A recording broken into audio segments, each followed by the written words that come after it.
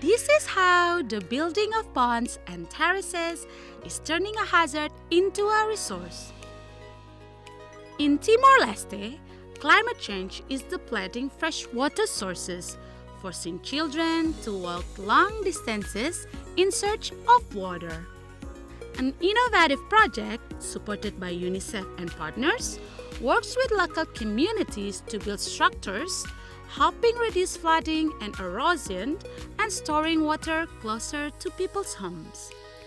Ami vele acesso babemos, compara ao tempo ulo, lihusi atividade da captação B, agora da B aumenta, a minha matan mas B aumenta para B, kata ami vele acesso babemos. It's one of the most cost-effective ways to secure safe water for rural communities in Timor-Leste, and one which works in harmony with nature to ensure sustainable water for generations to come.